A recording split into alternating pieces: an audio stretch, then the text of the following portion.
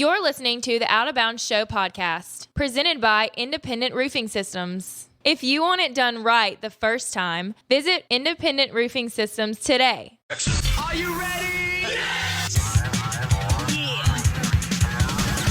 Now live from the Whiskey 61 Lounge inside the Bank Plus studio.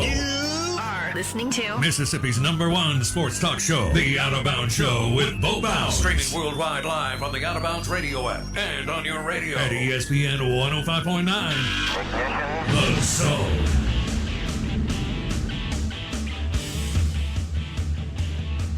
Good morning. Welcome in. The show is brought to you by The Out of Bounds Show. It is presented by the Bone-In Ribeye at Kessler Prime in the Renaissance. Homemade hot tamales, Four Roses, small batch and single barrel. KesslerPrime.com. Welcome in the Renaissance. Kessler Prime in the Renaissance. Welcome in. Good morning. Hope you're doing well. You can hit us up on the Farm Bureau Insurance call-in line, 601-707-3750. Twitter handle at BoBounds. Brought to you by Ace Bolt and Screw, powered by DeWalt Tools. And then your Mississippi Ag John Deere Lawnmower. Text line is 601-885-3776. Mississippi Ag, 2 locations, Canton and Pearl. If you're in the market for a new tractor, you know where to go. Mississippi Ag, Farm, Family Land, Hunting Camp. Good morning. Welcome in. I've got Blake Mania with me. I'm your host, Bo Bounds. We'll have Mike Detillier at 8:30. Blake, did we book anybody in the third hour? No, we did not. Okay, good. That will work with me for now. I guess we could always drop someone at some point. We've got a full week, though. We'll be live at Roosevelt's on Thursday for the first round of the Masters. They're going to serve breakfast. They don't usually do that. It's usually just breakfast on Saturday mornings. But now they do lunch Tuesday through Sunday at Roosevelt's at Live Oaks Golf Club. But they'll do breakfast at 7 a.m., then we'll kind of roll into Tito's Vodka Bloody Mary bar, and then lunch at 11 a.m. with the Philly cheesesteak sandwich and the wings and the burgers and stuff. We'll be there. We'd love for you to come join us. Breakfast may not be an option, or it may be, but lunch, would love to see you. Come out, enjoy an hour or so at Roosevelt's at Live Oaks, and hang out with us. Would love to see you Thursday at Live Oaks. We'll be there for several hours, actually. I guess I'll be there before the show, through the show, and through about 1 o'clock. Yes. At lunch, and we're looking forward to that. Appreciate Kyle and the team hosting us. That'll be the first round of the Masters. Augusta National, great sporting event. Best golf sporting event in the world. Looking forward to that for sure. And we had it in November, and now we get it again in Never April. again. Seems like we'll never see anything like that in November Masters. Probably not. Pretty crazy. Probably not. Recapping kind of what happened yesterday, Blake. Tim Elko with what looks like a devastating injury rounding first base. Outstanding player for the Ole Miss Rebels. Bianco has talked about him every time we've had him on this year. Yep. So a lot of our interview has been driven through conversation around Tim Elko. If we're not talking, Hoagland and Nikhazy or something. Or Derek, my main man, Diamond. But Tim Elko with an injury, you hate to see it. He lost his season last year after 20 games, and he's going to lose, we don't know for sure, but it doesn't look good. Ole Miss will make an official statement at some point this morning, you would think, and maybe lost for the rest of the season. High Major League Baseball pick and talent, and we'll see there. That's a devastating blow if he is lost for the season. Baylor won last night. Dominate. They did dominate Gonzaga. Blake asked me what I wanted to do. I told him I'd take the points. So, it was 4.5 Gonzaga. So, had I bet, I would have won with that. Should have gone to. I should have gone to the Golden Moon I told Casino you to call Chris. Put down $500 or $600. Yeah, no doubt. You could have had a proxy bet. Somebody could have put it down for you over there. Well, that's true. We do have people who listen in that area, and I could have gotten that done. But anyway, the point is, and Nick Fulton, our guy with USA Pawn, would have won it if Gonzaga had won. But Moneymaker won our Out of Bounds Bracket Challenge, and I guess Moneymaker will be in touch with us at some point, Blake? Yes. He'll find us somewhere, right? Correct. Okay. I don't know who Moneymaker is, but I do like his, what am I called? Handle? Yeah, his name. His name on the Out of Bounds Bracket Challenge. And Blake ended up finishing 13th? That's correct. Okay. Nick finished 10th. So basically what happened is the top 9 people were all people who had Baylor as their winner. Gotcha. And so they got vaulted to the top. Right. The first Gonzaga pick was Nick's. I was the third Gonzaga pick. So I was either finishing 3rd or 13th, depending on the way it panned out.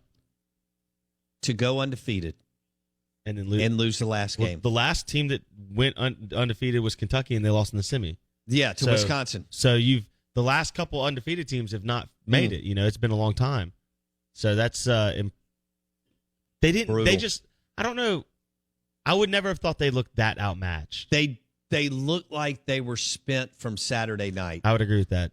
How reminiscent of the Vic Schaefer shot. Yes. Than to play a more talented than you team in South Carolina and just kind of never have the shot at it. My plane was delayed when I flew out there. By the time I walked in American Airlines Arena, the game was over midway through the first quarter. Yep. I'm referencing Mississippi State, South Carolina from a few years ago. But Baylor was great. That was high-level basketball. Gonzaga played an amazing game on Saturday night against UCLA.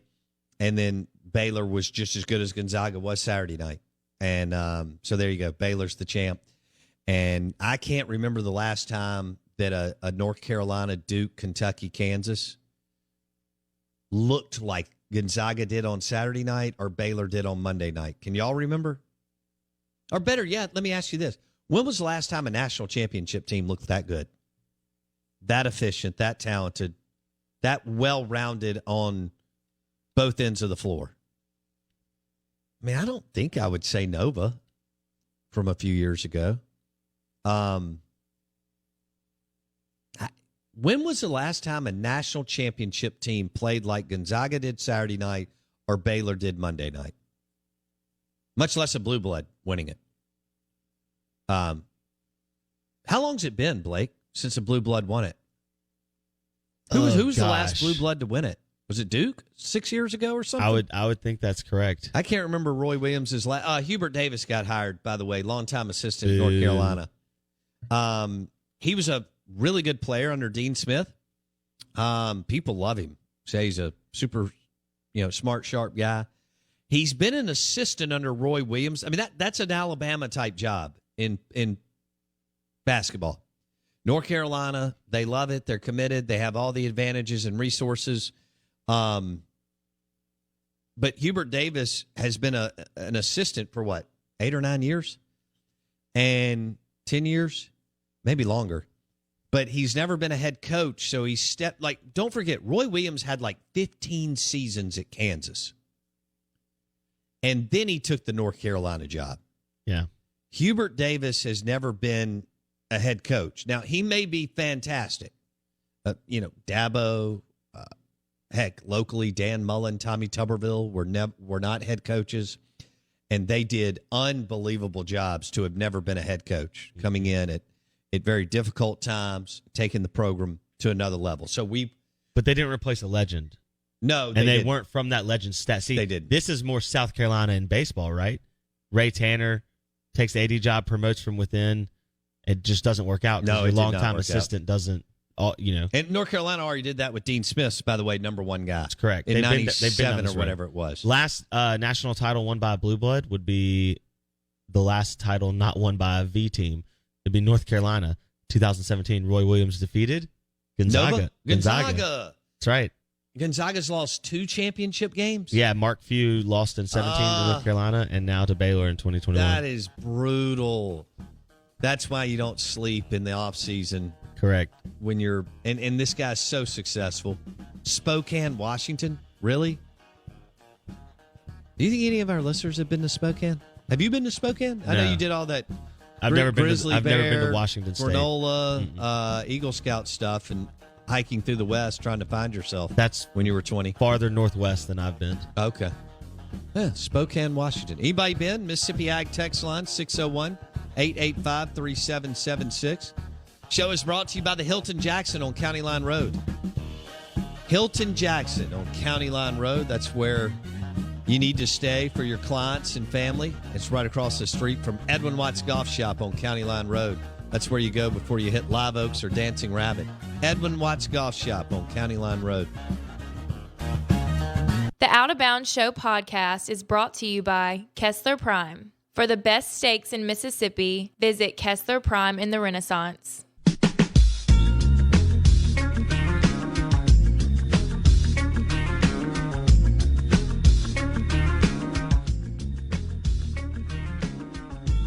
Oh, good morning. Welcome in. Out of Bounds, 105.9 The Zone. Ole Miss will host Arkansas this weekend in baseball. And Mississippi State goes on the road to Auburn. So Van Horn in town in Oxford, Swayze. And Mississippi State will go play Butch Thompson. Thompson was in the last College World Series. They faced each other. 2019, yeah. First game. Auburn had a close game. Auburn had a lead late, and Mississippi State had either the bases loaded or first and second, something like that, and hit a sharp ground ball that Auburn misfielded, and the error allowed Mississippi State to win. Butch from Mississippi, right? Yeah. From the Amory area, and has been the head baseball coach down there for a few years. That's a good place to be, too. Proximity to Atlanta. Speaking of, John Cohen mentioned Landon Sims in the first hour when we had Coach AD John Cohen on. And Landon Sims, we received a text that evidently he was an absolute, he's a baseball god in North Atlanta. I didn't know that. I know he evidently was it doesn't surprise me that any of these guys that end up in Starkville and Oxford are great youth baseball players / travel ball in high school, but evidently this guy is, big time. The highlights of he threw the same breaking ball in high school. It was the same pitch. The stuff of him just abusing kids. If he did throw that pitch in high school, nobody could hit it. No, well, nobody can hit his fastball in college either. So it's like you had two pitches that no one could touch. Yikes! He was one of those guys where you got up there and you were like, I hope I foul one off. Where's he projected to go? I'd have to look. Okay. Off the top of my head, I don't know. All right. Well, that'll be... You throw stuff like that, you're going to have a shot to be a late reliever anytime, any day of the week. Yeah. You don't think he's a starter ever? I don't think so. Okay. Interesting. I don't think so. I think he's a... what John Smoltz was able to do is just remarkable. Start and relief. That doesn't happen. Yeah, normally you see starters get moved to the bullpen late in their career to get that last juice out of them, but you don't see a lot of bullpen guys once they get into the majors go to the starting rotation. No. Can I get into 1 minute of Bill Raftery and talk about onions? He's 77 years old. He's a legend. He has looked 77 for 20 years. I would agree with when that. I pulled that up yesterday, I thought, no way. Bill Raftery, CBS college basketball dude, color analyst, has looked like that forever. Mm-hmm. He does a great job. So is Greg Gumbel. Yes. Both of them look the exact. Gumbel, he's looked the same since I was 4. Greg Gumbel hasn't aged. Yes. In 20 years. Literally it's looks like amazing. He's made out of plastic. Neither has his brother Bryant Gumbel. Also accurate. Who, was with NBC but has been with HBO forever. Both very talented. All right, since we're going down this list, and I'm always a broadcast nerd. Okay. All right, Raftery is probably one of the best, if not the best. I know Vital gets the name recognition. Yeah, Raftery is so much better. Raftery is so much better. Agreed. Yeah. Who else are in the echelon of infamous broadcasters? What other names do you put up in that list? So Madden, obviously. Yeah, he's the first. I think Gruden. Does he get put into that list? He was a pretty big character, and he was on the biggest platform. Yeah, John Gruden's a better TV personality than he is coach. Correct. It's just some people can't wrap their brain around because he's got that meatball testosterone in him. Yeah. And so the typical fan loves him. He has not done a good job for the Las Vegas Raiders. And he's got absolute and total control. it really doesn't feel like he's got a plan. I think John just kind of goes whatever direction he feels like going day to day. At that moment. Like Sean Payton has a plan. Andy Reid has a plan. Correct. The Belichick, Steelers and the Ravens are run like really well-run companies. I think John just is totally off the cuff. Well, today I feel this. I agree. And I'm sure it drives Mike Mayock, the general manager, although John's really the general manager. But Mike Mayock, who used to be with the NFL Network and did a good job, I would have to believe it drives him crazy. Mm-hmm. But, John decided to trade away Khalil Mack, who's a difference maker, game changer, transcendent player, and then Amari Cooper, who's really good. Yeah. And do some other weird stuff as far as drafting in the draft. But, TV personality-wise, John Gruden's right up there, man. Peanut Butter Falcon says Gus Johnson. Gus does a great with job. Fox. I'm not a huge Gus fan. He still doesn't have the platform that we're talking about. Correct. I agree. He just doesn't. I agree. It's not the same platform as Madden had and as Gruden had, and I guess maybe even as Raftery. Raftery, not because of regular season, because of March Madness is so cool and fun and unique. And the highlight clip, it's always him talking. Like, it's always his. The onions. Yeah. And he's calling big games. I mean, when you're calling big games, Correct. You're in the conversation. The one thing going against Gruden, he never got to call the elite. He never got to call big games. Now, he called every NFL game is big just because it's the NFL. Yes. And when you're on Monday night on ESPN, that's still a big deal, even though it's cable and not broadcast. 48 of the top 50 TV ratings were NFL in the 2019 or like the regular season. Yeah. That's incredible. What about, I got to put up there, I think probably the most well-known or well-traveled name in broadcasting of this era, Jim Nantz, right? Well, yeah, I thought because you he were does doing so color analyst, but if you're going to throw in play-by-play, Nantz and Al Michaels are huge. Yes. Huge. And so is Joe Buck. I mean, obviously, again, it goes back to play. Well, we're going to see Nantz this weekend. Exactly. I mean, Nantz will be calling.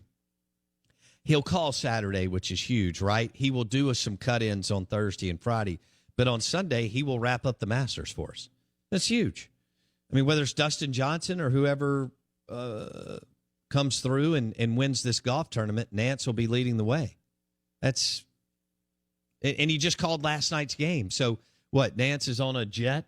Where were they? Indianapolis? Yeah. Yeah. So he's going to jump on a CBS jet and get to Atlanta in about 40 minutes. And not Atlanta, Augusta. And boom, he'll be ready to can you imagine who Nantz is having dinner with tonight? Elite, I mean, he's so connected. Elite level. And so the corporate sponsors of the Masters / members of the Masters, blah, blah, blah. Nantz is going to have a good Tuesday, Wednesday, Thursday, all the dinners, but he'll also be working his tail off. But he'll call the final few hours, which is the most important. We're talking about big platform, big games. He just called the national championship game. He's called Super Bowls. It's the highlights. And then Romo is gotten so big. Yeah. It's incredible. I never thought that he would ascend to that level. No, that quickly. I did not. It's been almost overnight. I mean, it was like the third game he was famous. He's really good, and people like him. Yes. And he's fun to take you through a game. Well, don't you think people look at him and they go, hey, that could be my neighbor and we could drink beer together? Like, he's very approachable when he calls a game. He is, and he's exciting. Some people are Monday. To me, Aikman's boring. He does a good job. He's very professional. He knows his stuff. He puts in I read the article last year. His week to week during the season is unreal. But it's not an emotional he's buy-in. Almost. I think Aikman is almost detached as I don't know, and maybe I'm totally wrong. Maybe he's totally different in person.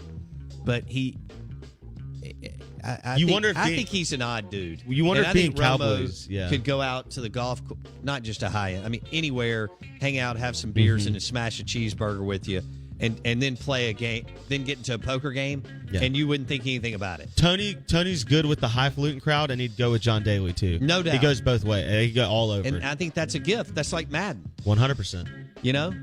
Madden could relate to people regardless of who you were on the couch watching or in your recliner watching the game, and that's what's special. And Raftery's the same way. Of course, they always talk about drinking beers with Raftery after the game and all these cool spots where he calls games. Detillier coming up next. NFL QBs. The NFL QB shuffle continues. Detillier on the Modelo guest line coming up next. The Out of Bounds Show podcast is brought to you by Live Oaks Golf Club and Roosevelt's at Live Oaks. Whether you're in the mood for a hot lunch or you want to go play a quick 18 with a cold beer, the only choice is Live Oaks Golf Club and Roosevelt at Live Oaks on Highway 49 North. The Out of Bounds Show is powered by the award-winning golf courses at Dancing Rabbit Golf Club in Philadelphia, Mississippi.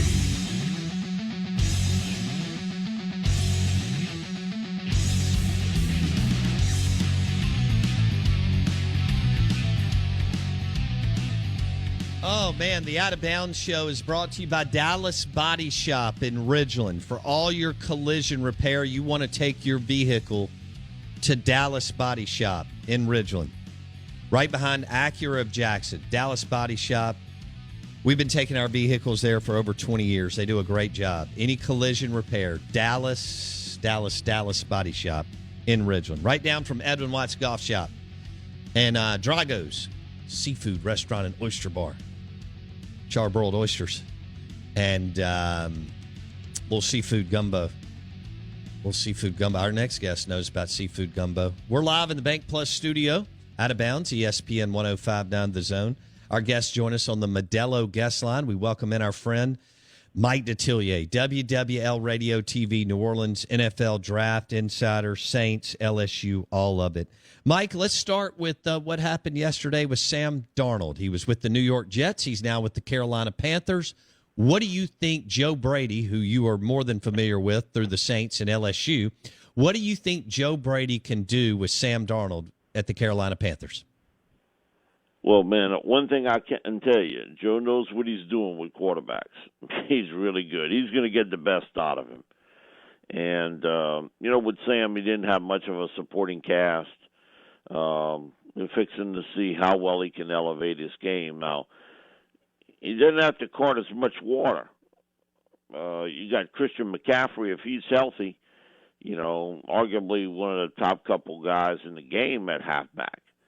And certainly got some weapons out there with DJ Moore, who's a really good football player.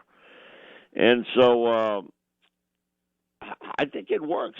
Joe's going to get the very most out of him, and he understands the game very well. Sam's a guy that puts in a lot of time, a lot of effort, and he's got some mobility, a lot better than people give him credit for. So I think it'll do well. They've spent everything last year on defense, really. They were all chips in on defense in the draft, and now, trying to redo things on the offensive side of the football. And you got a multi-billionaire owner who ain't real happy. Okay? He don't know how to spell patience, much less happy. He don't want to hear about rebuilding and all this other stuff. I was convinced early on the Panthers were the team that really were going to throw everything in on Deshaun Watson. I think that would have been these spots had, things occurred. But now you're in the swirl of the tornado now. And, if you were really interested in Deshaun, man, they got things happening off the field that has to be one way or another cleared, and who knows what happens there with Watson. But sort of knowing the way Joe thinks, that's the guy I think they really wanted.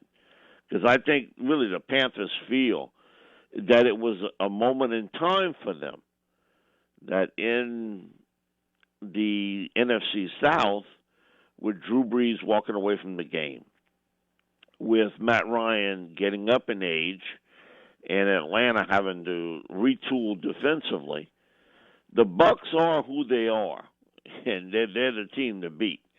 And I think is the biggest story of the offseason, despite the fact it's not really getting told much, that, you get all 22 starters back from a Super Bowl winning team. Normally they cash in and they take off. True. And that did not happen. They all decided to stay. That the Panthers feel as though they had to make a move. And so they pivoted. They pivoted away from Watson and went after Darnold instead. So when you got an impatient owner, one thing I know for sure, if you don't make the move, the next move might be you. I like that. Mike Detillier on the Out of Bounds show. Who said the NFL stood for not for long? I can't remember which. Jerry Glanville. Yes, Glanville Glanville. Years ago. And he was right, and he should know. He got fired twice in Houston, and then he got fired in Atlanta. But Jerry got enough tails for a lifetime. But, he had fun doing it. Hey, Mike, didn't he always leave 2 tickets for Elvis at the will call or something? Yeah, he I work with Bobby Hebert, and he coached Bobby. And, he was the head coach. He didn't coach Bob, but man, Bob got stories on him. Good gracious! It was a strange team because Jerry at first kind of tapped into it. A lot of energy. Man, they were exciting to watch, but man, that was no real control there.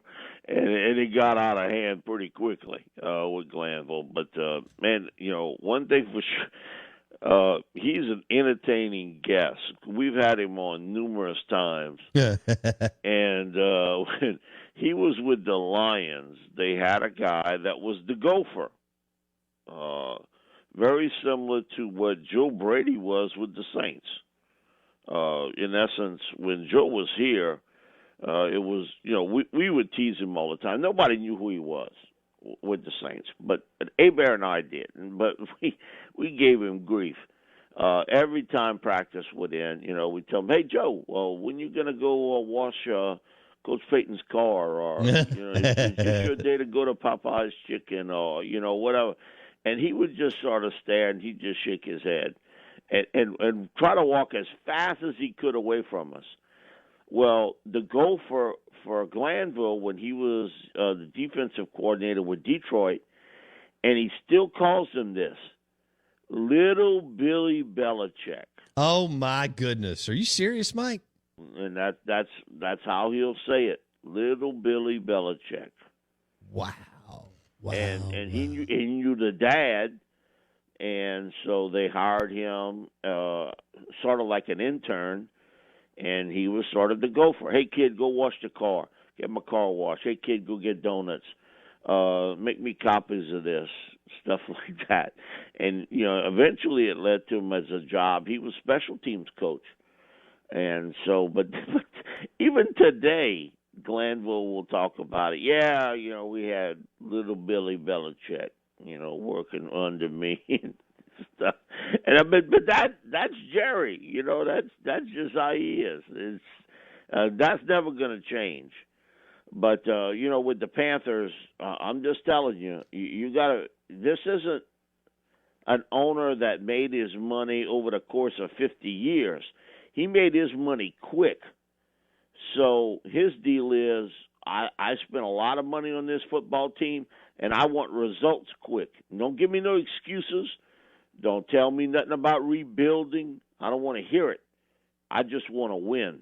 5-11, that didn't really work well with him last year. So I know he spent a lot of money on Matt Rule, who I think is a really good coach. Yeah, I really think Matt's a good coach. And I know Joe can coach quarterbacks. Why does really Joe? well. What makes Joe Brady? He's still young, but people, you and many others, Sean Payton. I mean, people believe he's got all this upside and potential and talent. Yeah, he's gonna be what a is it coach. about him that makes him who he is, so good and special? Mike? His relationship with players. He gets along so well with the units that he works with, extremely well. And so you don't want to let him down because you know he's working a lot of hours. Look, when you like sort of say an intern with Sean Payton. You're not coming in at 7:30 in the morning, going back home at 5. You know, he's there 5:30 in the morning. He had all that information ready. Whatever Sean wanted, he had it for him before Sean could get there. Throughout the day, that was your deal: intel, information, how things work, how things would look, and you work until 8:30, 9 o'clock at night. So you know one thing: that guy's putting in a lot of hours. The biggest misconception here was when he was at LSU, not with the Saints. People thought that he was hand in hand with Joe Burrow. He had a part in that, but his job was to coach the receivers. That's what he did at LSU. He coached guys like Justin Jefferson, and now we would tease him about, man, listen, I could coach Jamar Chase and Jefferson and Terrace Marshall. You know, we give him grief about that. Man, if that's the job you got, man, I want that. But he got them to totally concentrate, totally work on being the best team, best unit you could get. Now, did he have talent? No question. Man, you're talking about it on that group with Jefferson and Jamar and Terrace and Racing McMath. Man, you got an all-star team, 400 catches a day. That's what they would practice. It was repetition over and over and over again. And he got them to believe in all that. And so, man, he can relate well to young players. He gets it. Now, he does come up with, I think play calling's an art. It really is. You got to know what the hell you're doing. Come on, this ain't Al Bundy at Polk High School. you got to understand when to make a play call. And Insminger told me this. Steve, he was like, Mike, he really understands it better than anyone. And so, you get hot as a play caller, man. One play works, another play works, and and Steve would handle it. And then other times, Steve was, hey, Joe, you got anything? And if Joe would get hot with it, Steve would let him make the calls. So they work great together. And it worked great for LSU. They won a national championship. But I think it's just his relationship. He's a young guy, not much, older than the player. And so he can relate to him. He can relate to his generation. He can talk to him, same interests in certain things and stuff. And so, and man, he's a worker. And that's the first thing I want to, if I'm in charge of something, I want to know right off the bat, is he a worker? Because if that part's not there, I'm moving on. I'm moving on. And you got a lot of LSU fans that will never admit it today. Never. But when Coach O hired him to be the passing game coordinator, they raised 3 kind of hell. Who the hell is Joe Brady? Never heard of him. Why are they hiring Joe Brady? Now, you couldn't get him today. Well, you could, but if you put him on a lie detector machine, it would blow the circuits off because they got some genius sports writers, too, that had that out there. A couple of well-known ones that wrote similar stories. Now, again, they don't want to admit it because they don't want to admit they're wrong. But, man, I knew one thing, that if he was coming here if he was going to LSU, and I told his dad, you're going to have the best receiving crew you can get. That guy is really good, and you could tell. I mean, he just had it's almost similar to, I grew up with a guy by the name of Shane Sellers. He became a horse jockey, and one of the best horse jockeys in the world, 80s, 90s, early 2000s, before he blew his knee out. He got thrown off a horse. So, yeah, something had to give because he wasn't too much of nothing. He was 100 pounds of nothing. He could walk in a field if they had 30 horses and say that's the horse. And Joe Brady was like that. He could walk out there and say that's the guy. It's amazing. He had an eye for that, talent-wise. It's just like if you have a stockbroker and he has a certain stock that he knows is going to do really well. You hope that he shares that info with you, and that's the way Joe was. He just knew it, and I told Ed after the first week, you got you because he knew Shane. I said you got Shane Sellers. He knows football. You know, Shane didn't know if the ball was stuff to pluck, but he knew how to ride a horse. It's amazing how some people are just gifted that way. And he's going to be a head coach one day. He got a couple interviews this offseason, but one day he's going to be a head coach in the NFL. All right, so you think Joe Brady, we're talking Joe Brady with Mike Detillier, worked under Joe Moorhead, Sean Payton, and goes to LSU, and as Mike referenced, found the magic with Joe Burrow and all that talent. They won a natty. Now he's with the Carolina Panthers. He will be coaching Sam Darnold against the New Orleans Saints twice this coming season in the NFC South. And the other thing, let me tell you, at that time when Sam came out, Joe Brady was on the staff here with the Saints. Sean Payton, at least twice on different shows he did with us, said clear cut, Sam Darnold's the best quarterback in his draft class when Sam came out. Wow. Not once, twice.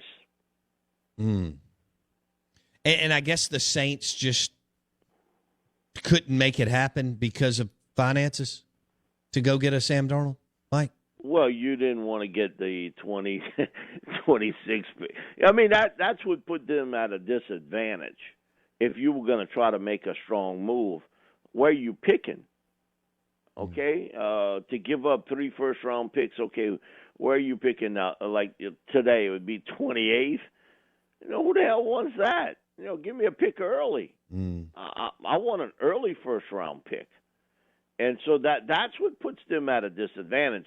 You might be able to go up from 26 to 20, but to get all the way up to a spot where you would pick, a Sam Darnold, and I don't want to deal with the Saints unless you're talking players too. Right. So that's what makes it difficult when you're a successful team.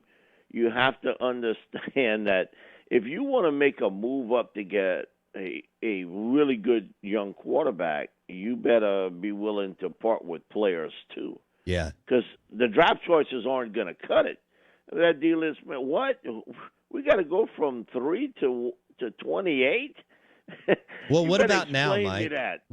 Why didn't they, there wasn't a lot. I mean, it was a 6th, 2nd, and 4th, or in order, 2nd, 4th, and 6th, however you want to look at it. But, that's some draft capital, but not an enormous amount. Why do you think Sean didn't make a run for him, within the last week, 2 weeks, 3 weeks? He's convinced himself Jameis Winston's the next quarterback for the Saints. Oh, okay. No, I'm just telling you, he has convinced himself. Now he's not going to tell you that. I will, but he won't because he said already there's going to be an open competition with him and Taysom.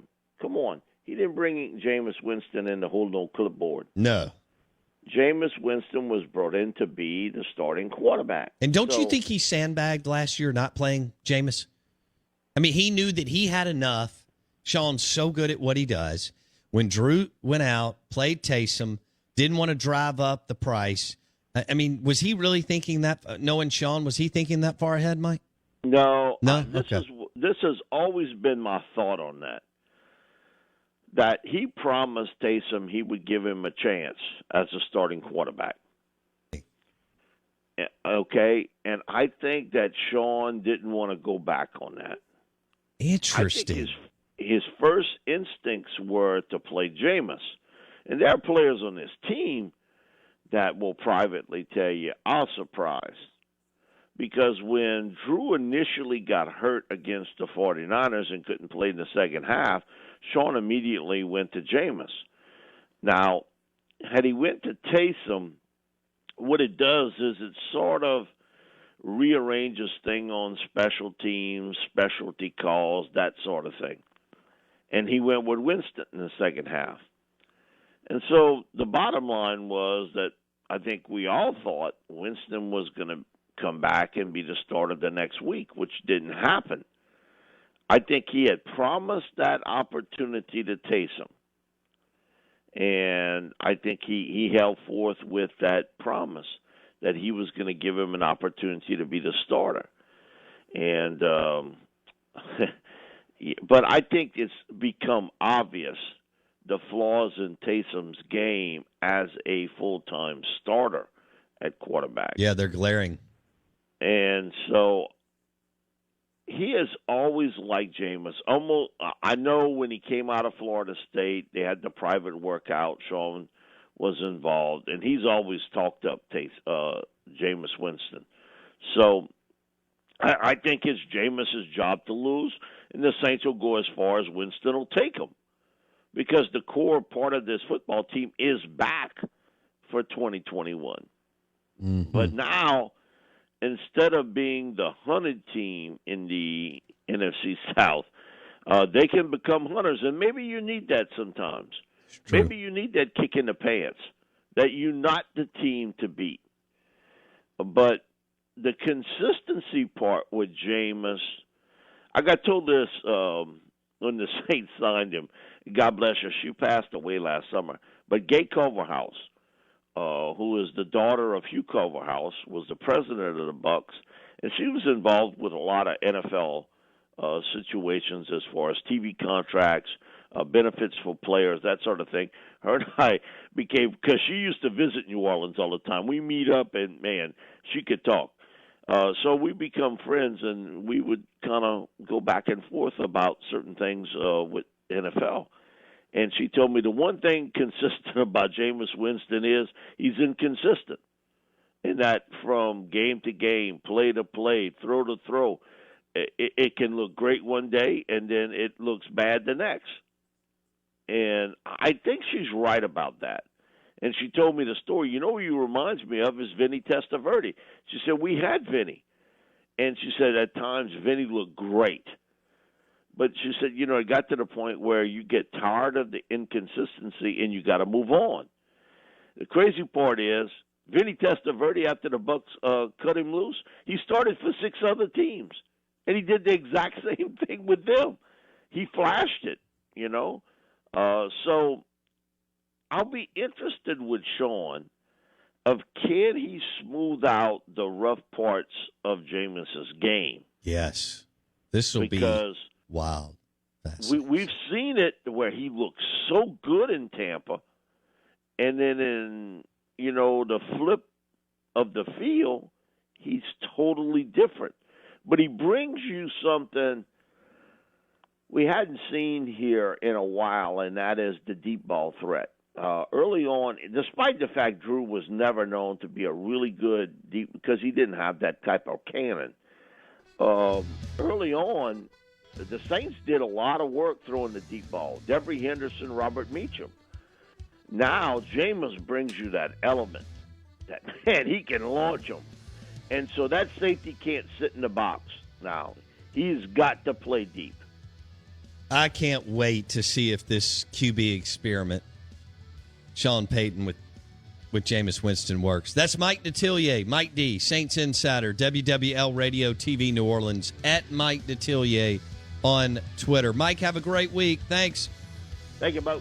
Love him. Mike Detillier on the Modelo guest line. You're listening to the Out of Bounds Show, brought to you by Dallas Body Shop in Ridgeland. For all your collision repair, Dallas Body Shop in Ridgeland. Also powered by Mosquito Joe. Make outside awesome. Call Mosquito Joe right now. That's Mosquito Joe. Hour number 3 coming up.